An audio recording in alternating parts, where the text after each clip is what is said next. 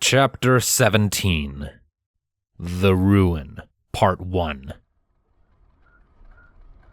Twilight yawned as she levitated the little box out of the cupboard.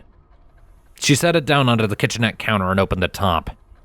She spent a few seconds eyeing the emptiness inside, as if willing her eyes to be wrong.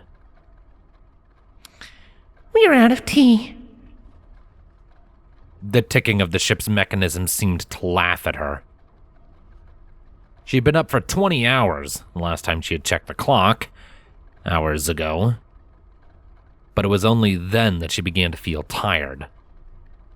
Steps walked into the galley behind her. Hey, Twilight. Trail said. Another late night? Twilight turned to face the other mare. We're out of tea. Trail shrugged as she walked up to Twilight's side and pulled the tin of ground coffee sitting on the counter closer to her. Want some coffee? I don't really like coffee. Trail smirked as she scooped several tablespoons of coffee into the percolator. Want some sleep? Twilight pouted, looking away. Not right now. Coffee it is, then. Twilight watched as Trail set the percolator onto one of the ship's small burners. There was a soft whoosh as the fire flickered into being, and Trails turned to face her. It was late. Twilight didn't know what time it was exactly, but she knew that. Or maybe it was early instead? She didn't usually see her up at this time, whatever it was.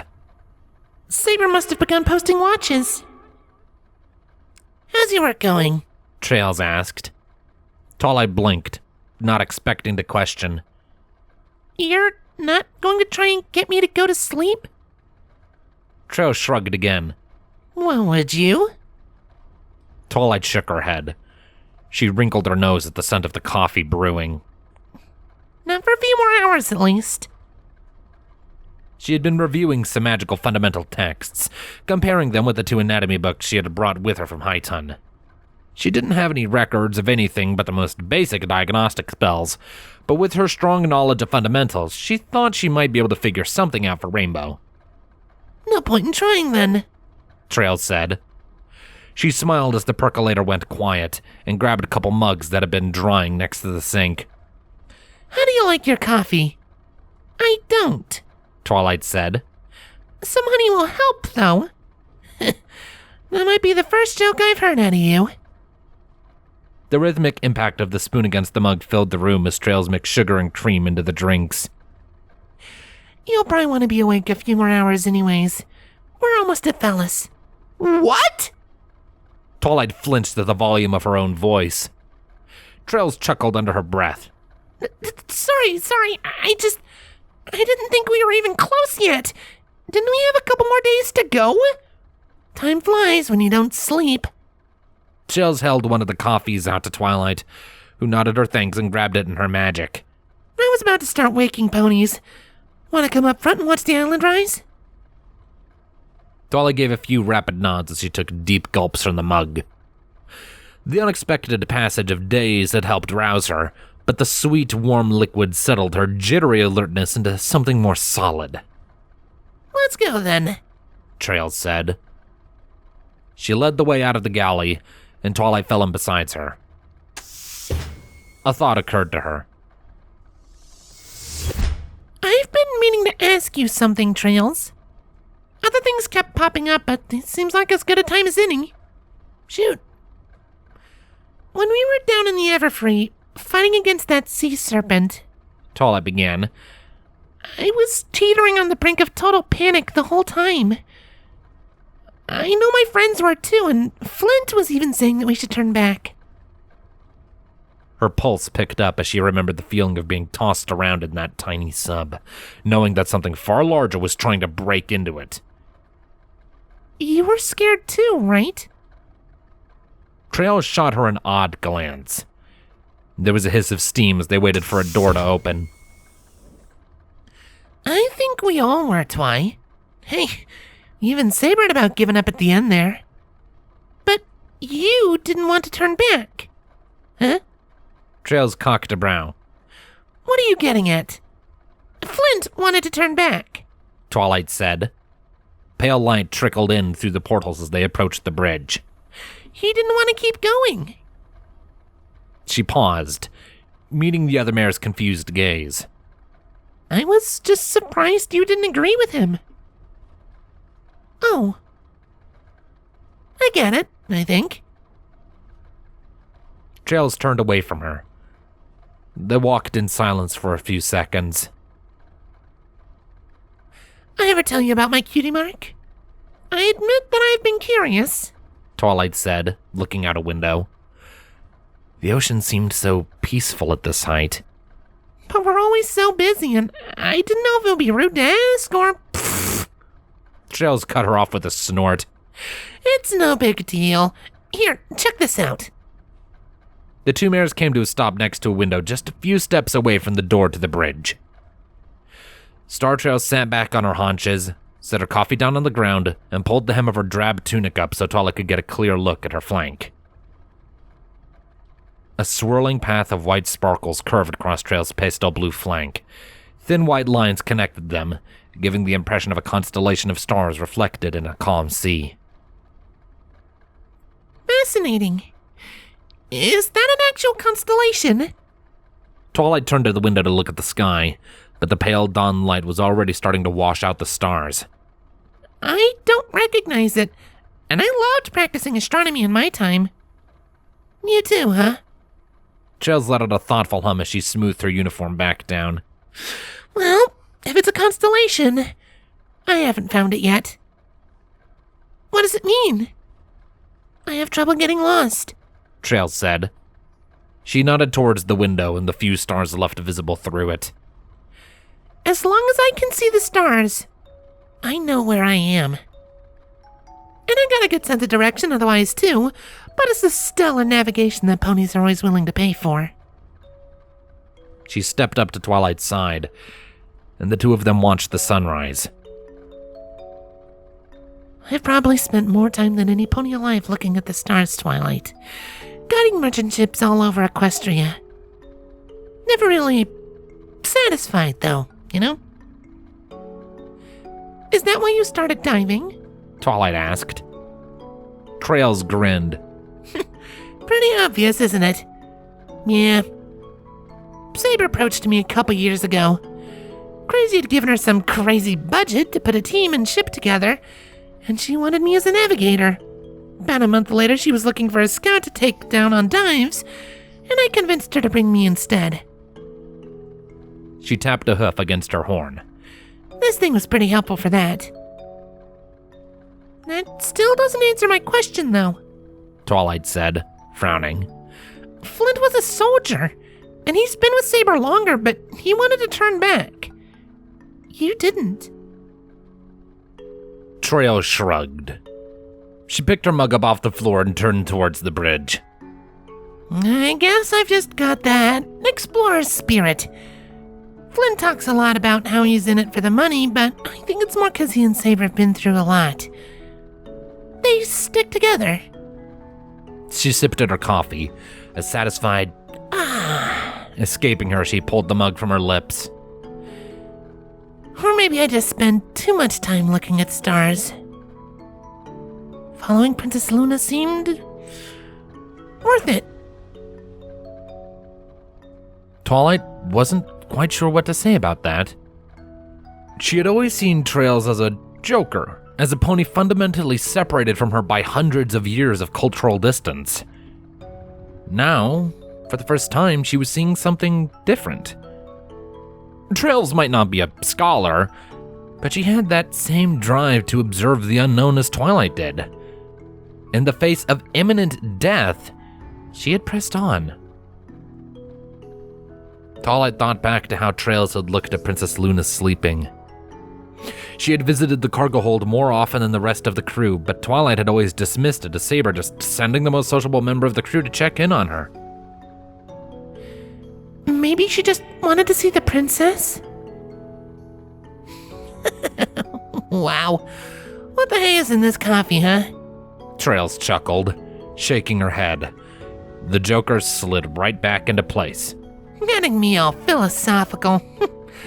Come on, let's check out this island and then we can make every pony else.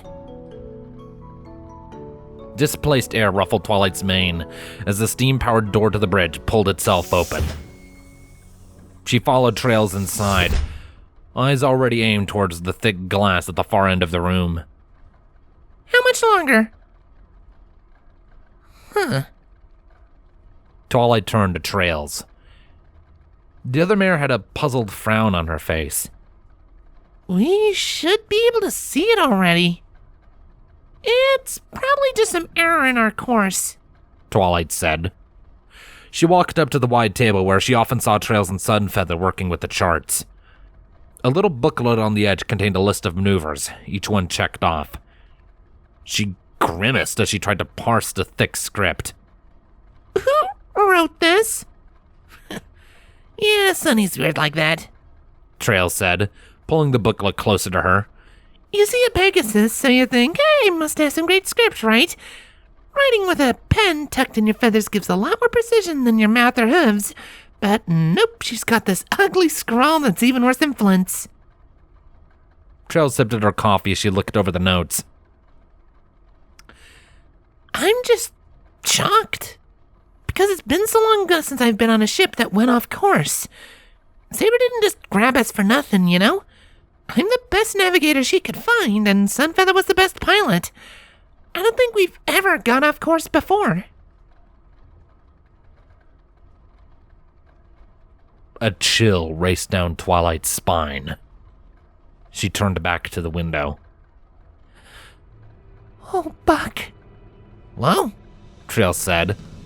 I think that's the closest I've ever heard you get to cursing. No. Twilight leapt down the stairs to the bridge's lower level, scrambling over to the vacant control dais. How do I speed this up? We have to go faster! Chill, Twi. Trails followed at a steady pace. Each slow step sent a spike of irritation through Twilight's thoughts. What's got you all so worked up? Hasn't there been some strange natural disasters happening lately? Twilight asked. She squinted at the controls, trying to figure them out. I know I read about it somewhere. Islands falling out of the sky. Well, if you and Sunfeather aren't wrong, then what other possibility is there? Trails blinked. She looked through the glass behind Twilight, and her face went pale. Oh, fuck. Twilight's heart sank. She didn't want to turn around. With limbs like lead, she twisted in place to look at the horizon. Fellis Island was nowhere to be seen in the sky, but the cracked peak of its tallest mountain could be seen resting beneath the cloud of wooden scrap bobbing on the waves. The hot coffee burnt her coat as the mug fell from her magical grasp, and she barely felt it.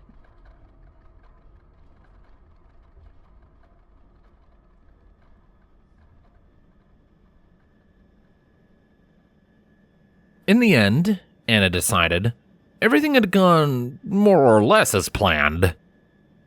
She was in her cabin aboard the Lucky Coin.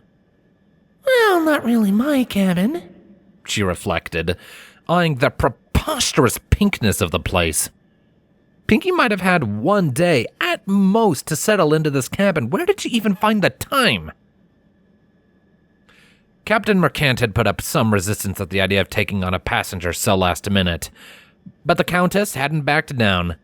She'd placated the surly stallion with promises of compensation and consideration, assuring him that it would be no trouble on his part.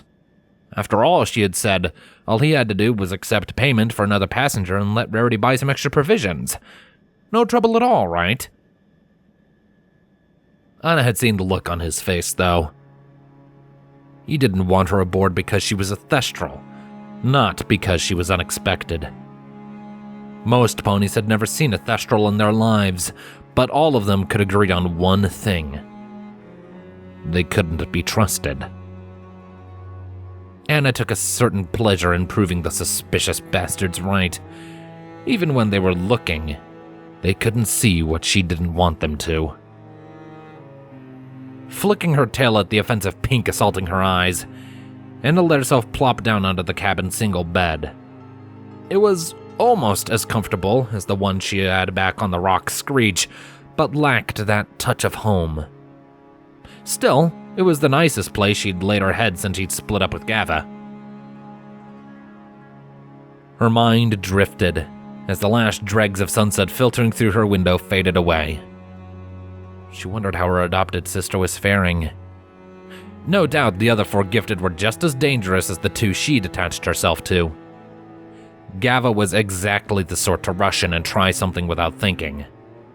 That was where Anna usually came in to hold her back until a proper plan was in place.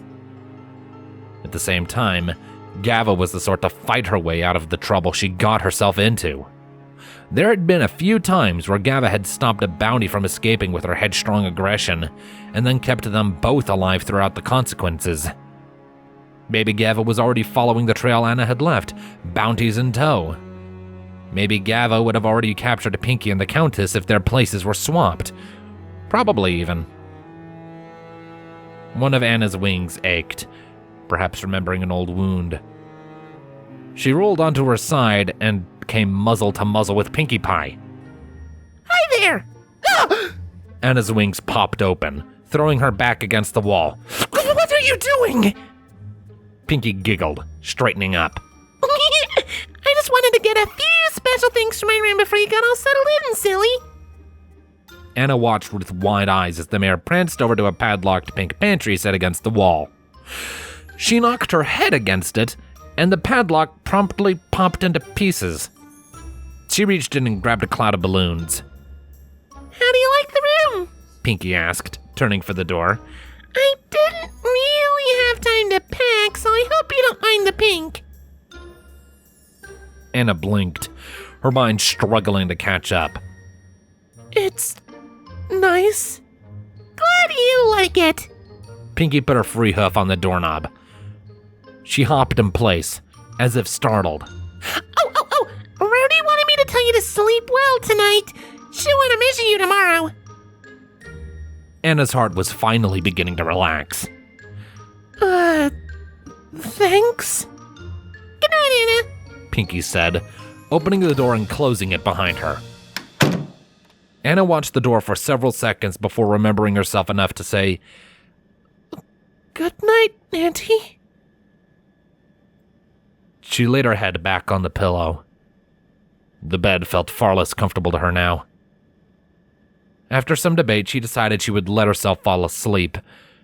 Still, she stared at the closed door for some time before finally drifting off.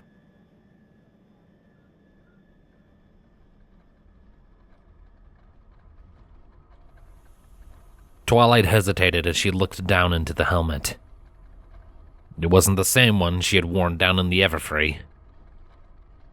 The thick glass visor was clean, devoid of cracks or blemishes, yet she could almost see them there. Are you good to dive? Twilight looked up, seeing Saber enter the little ready room. The other mare looked more than at home in her custom-built dive armor. Twilight's eyes lingered on the barely visible gleam of the sheathed blades on her wings. I'll be fine, she said. She took a deep breath and levitated the helmet over her head. The world was reduced to a little circle of glass with a snap and a hiss. The suit's clockwork machinery began to spin up, the steady tick-tocking doing little to calm the pit that had formed in her stomach. I'm not going to leave Rarity and Pinkie down there. Saber gave a curt nod. I wanted to confirm that you're giving me tactical command for the dive. Twilight stood up, refamiliarizing herself with the armor's weight. What do you mean? In the Everfree, you followed Flint into Princess Luna's chamber against my... Saber paused, eyes narrowing. Recommendation. I understand that Mr. Rich has placed my team under your command, and you are an impressive mare in your own right. But you lack experience in several fields. Twilight nodded. She was glad that the visor kept her from having to meet Saber's eyes. You're right. You definitely know what you're doing, and I should listen to you while we're down under. She grimaced, wondering what to say next.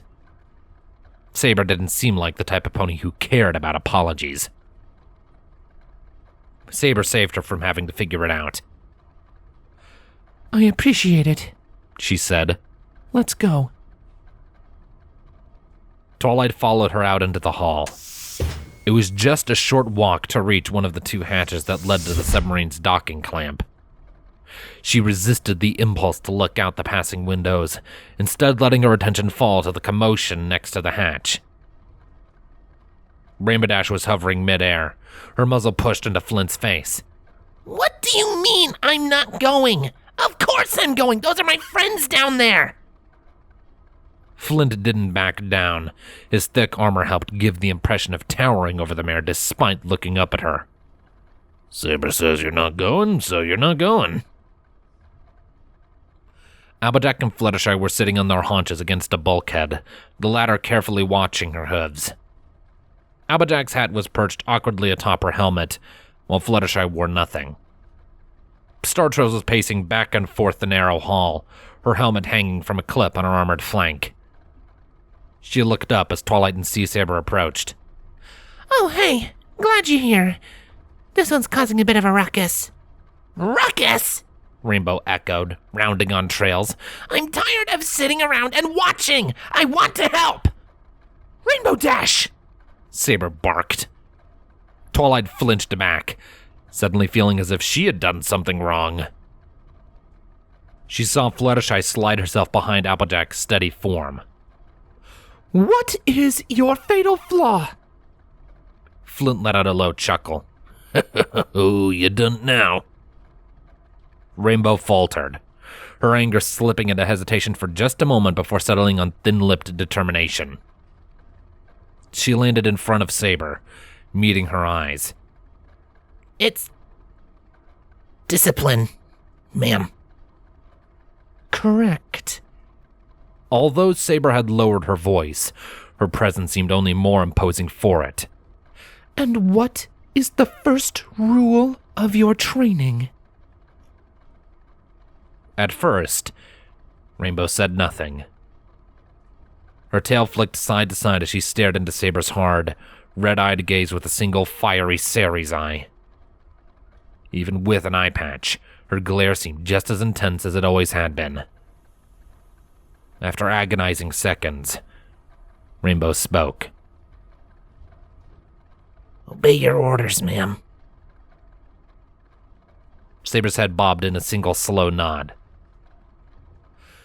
I am not letting anything sneak up on my ship again, Rainbow Dash. You will be patrolling the surrounding airspace and watching for threats until we return from the dive. Is that understood? Or do you no longer wish to train with me? Rainbow took a deep breath. Keeping her eyes fixed on Saber, she forced out the words. Understood, ma'am. Good. Saber stepped past her, stopping in front of Flint. She sat back on her haunches and secured her helmet to her suit, sending small jets of steam down her sides. Fluttershy, where's your suit? Applejack nudged Fluttershy, and the timid Pegasus jumped in alarm.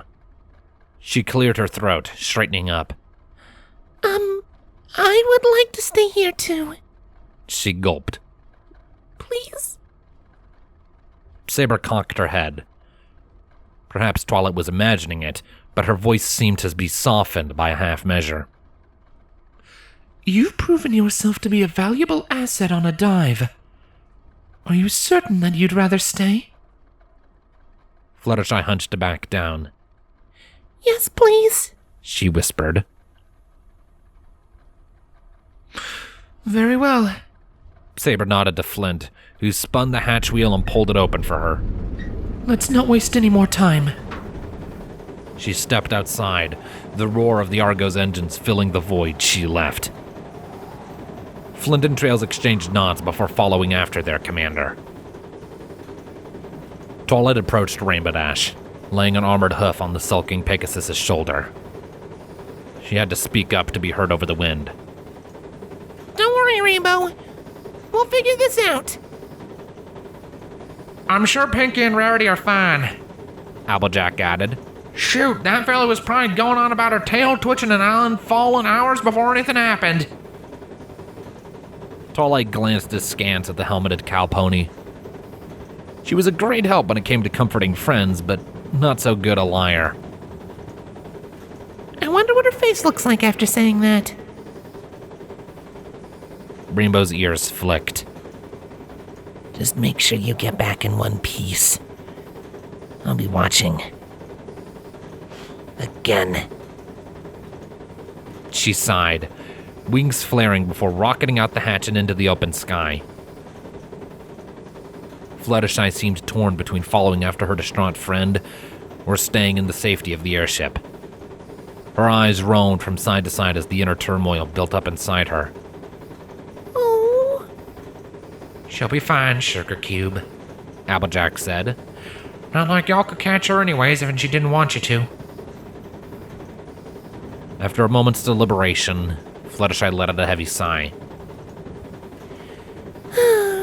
She might still want me to try. Her wings spread with a slow grace, and she gingerly flew outside and up out of sight. Twilight couldn't help but sympathize with Rainbow. How would I feel? She wondered. If I had to sit and watch for somebody else to save my world. It wasn't a difficult question. She'd probably lash out just as much, if not more. She wouldn't want any of her friends to bear her burden, though. She beckoned Applejack with a nod of her head. Let's not keep them waiting. It had started raining. The soft pitter-patter of the drops on her helmet kept her company as Twilight stepped outside, crossed the narrow metal ramp, and climbed down the submarine's open hatch. The hatch squealed as Applejack shut up behind them, spinning the wheel to tighten the seal. Saber, Star Trails, and Flintlock were waiting in the control room when the two mares arrived. Saber looked back at them. Twilight, I want you supporting Trails. Applejack, follow Flint. He'll show you how to handle the sub's weaponry. She flicked a switch beside her, sending a groan through the hull as the Argo's clamps set the sub loose to rock with the waves. Weaponry? Applejack asked. She reached a hoof up to adjust her hat before it fell off. I dunno, Sugar Cube. I ain't never tussled with anything like that before. It's not hard, Flint said. He squeezed past her, towards the rear of the sub. Come on. Best job on the sub, you'll see. I'm just warning y'all, that's all I'm saying, Applejack said as she followed after him. Steam hissed out of the pipes set in the hull as Saber continued the sub's startup sequence.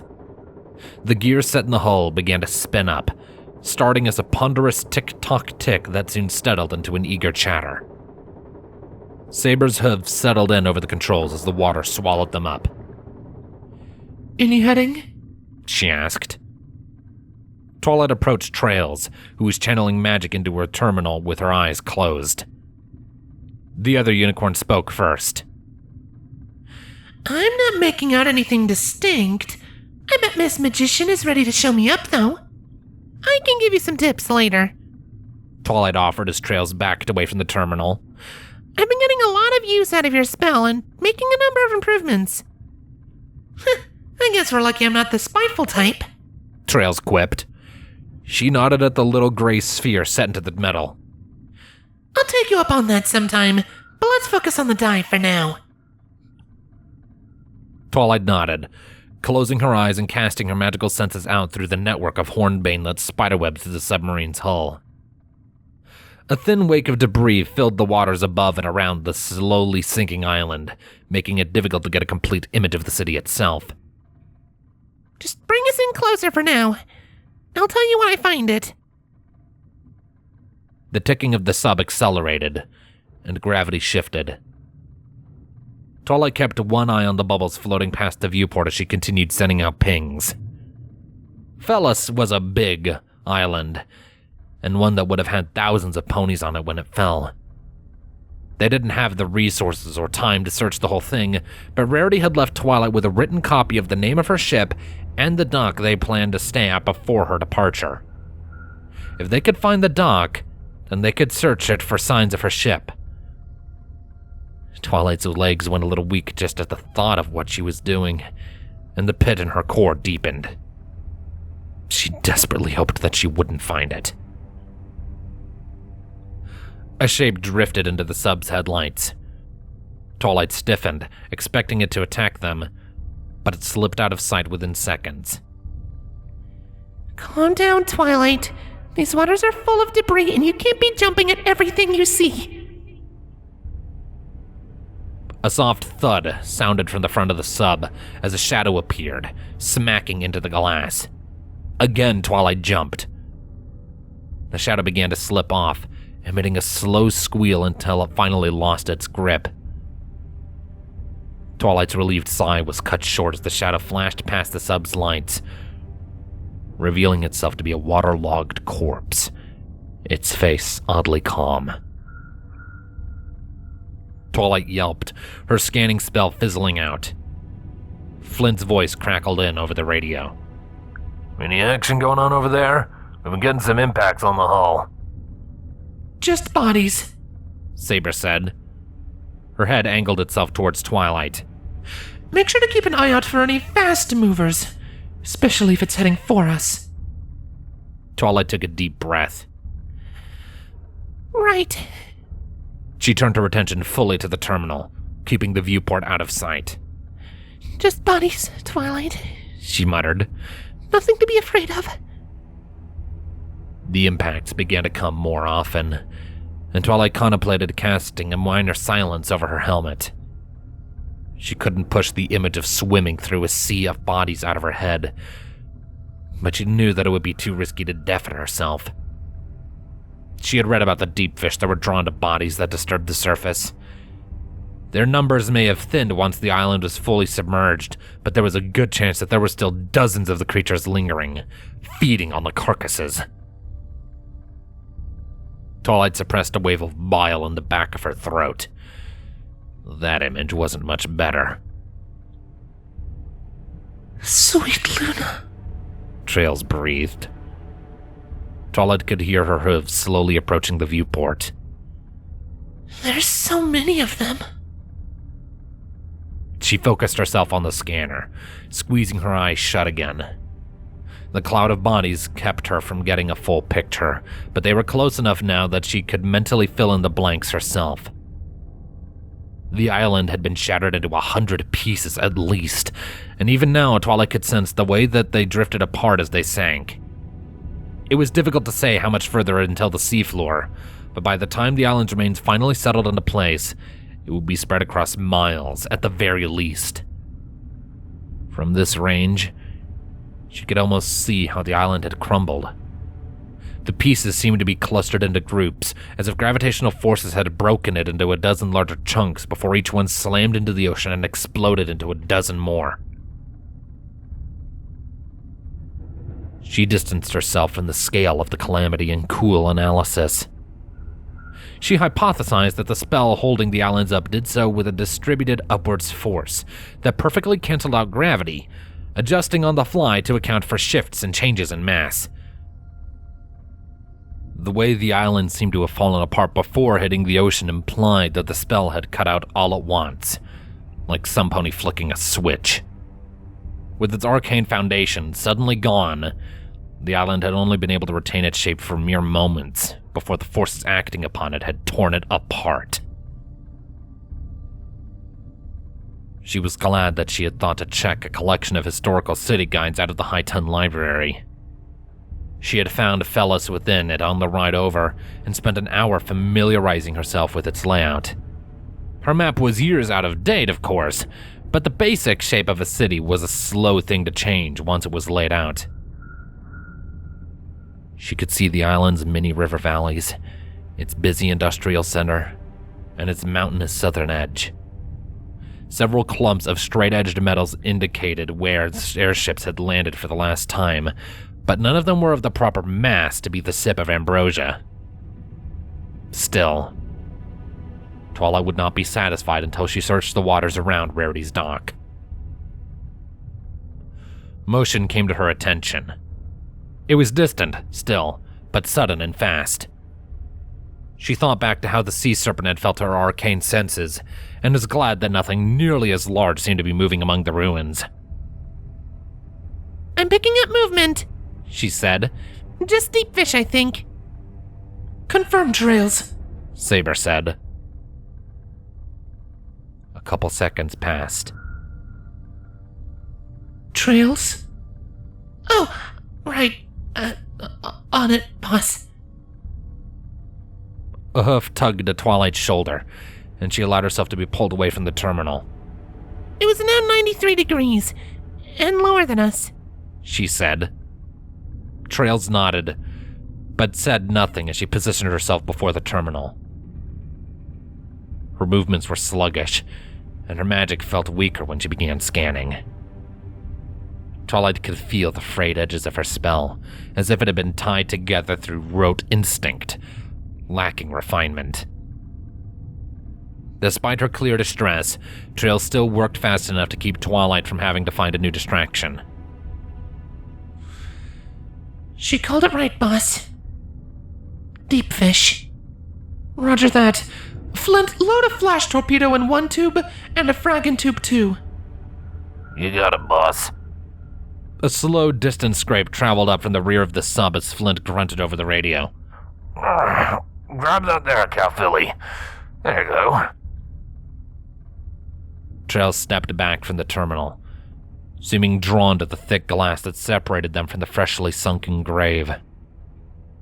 Small jets of steam burst from the armor around her neck as she pulled her helmet off and let it fall to the floor. Saber glanced back, the question clear in the movement. Twilight's gaze lingered on Trail's face. Her eyes were wet with tears, her mouth hanging open. A shiver ran through Twilight's body before she repositioned herself in front of the terminal. She closed her eyes and let herself take solace once more in the cool, analytical world of arcane ping and response. Trails' shaky voice broke concentration within seconds. All these ponies.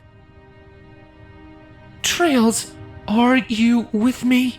Saber asked. There was another hiss of steam. Twilight cracked an eye open and saw Saber standing before Trails with her helmet held in a wing. Look at me. Fuck, Trails groaned, falling back onto her haunches. Is this what the apocalypse feels like? How many ponies died here? Twilight's mind helpfully pulled up the relevant statistic. As of 6:50 Anno Kylie, Fellis Island had a steady population of 6,440 ponies. She closed her eyes again and shook her head in an attempt to dislodge the knowledge. Of course it didn't work. She settled for deep breathing instead. Star trails, Saber said. Save it for when we're back on the surface. What the fuck, Saber? Trail shot back, her tone accusing. What is wrong with you? How can you sit there and act like we're not swimming through a city-sized graveyard? My concern is not with the dead, Saber growled. And neither should yours be until we're above water. A merciful motion in the distance caught Twilight's attention. She focused her arcane senses on it, observing the way that her ping seemed to almost warp around it, giving feedback so distorted that the spell failed to translate it into anything approaching comprehensible. I'm picking something up. It's distorting my spell. Where? Saber asked. Twilight's ears flicked as the sub's gears spun up. The Pegasus must have returned to the controls. It's hard to say, Twilight said, opening her eyes. It should be passing into sight soon, I think. As she said this, a harsh white light shone through the sub's viewport, drowning the colors out to a uniform pale blue. Twilight raised a hoof to shade her eyes as her curiosity got the better of her, and she tracked the twinkling new stars that zipped across her vision. Shadows spasmed around the control room as the shooting star ducked behind bodies and floating rubble. Flares of pale red and whitewashed purple flickered around its edges, forming a wide trail that lingered for only seconds before dissipating. What is that? Trails asked. How far away is it? Saber added. She slipped her helmet back on over her head, the suit sealing with short bursts of steam. Your helmet, Trails. It's still a few hundred meters off at my best guess, Twilight said as the light dipped behind a chunk of island. Spotlights of white and red danced through the water it had once occupied. I've never seen anything like it. Trails took a deep breath before re-securing her helmet. Fuck. It doesn't seem to be interested in us, at least, Saber said. Keep an eye on it, Twilight. Right. The water swirled around them as the submarine maneuvered. The mangled corpse of Fellis Island stretched before them, dimly lit by sunlight filtering down from the surface, and streaks of brightness shooting out from behind the island's bulk. Unlike Ponyville, or the Everfree Forest, which had been so deeply submerged that it was impossible to see anything without a light, Fellis hadn't yet settled onto the ocean floor kilometers below. It was still sinking, and most of it was illuminated in a smothering twilight that gave the mind too many dark corners to toy with. Applejack stepped into the control room, one hoof steadying her hat. We got them tubes loaded for y'all, Saber. I reckon I got them things more or less figured out, but I sure as hey wouldn't want to run that rodeo if it really mattered. She stiffened as she noticed the macabre cityscape stretching out before them. Oh, Nelly. The stillness of the dead city made Twilight's coat stand on end. The only motion came from the racing strobe lights of the strange star. The city and its scattered contents were all sinking at the same rate, giving the impression that the hundreds of bodies silhouetted in the abyssal twilight were hovering in place above the shattered buildings. A cracked tower stretched across 4 chunks of island, its broken pieces having settled into the rubble of the surrounding buildings almost like a wounded snake, curling up in a nest of crumbling stone. Twilight's breath hitched as she saw the metallic protrusions that were all that remained of piers where airships would have tied off. Is that it? Saber asked, bringing the sub in closer. Its light shone on a scraped and bent metal sign, gleaming against the words carved into its surface. Sunrise Venture Skyport. That's it. Twilight swallowed, stepping closer to the glass. A voice inside her whispered that she was looking at the grave of 2 of her best friends. She hated that part of her sometimes. Saber nodded. The radio clicked on in Twilight's ear as she spoke over it. Flint, get ready for EVA. You and Twilight will be searching on Hoof.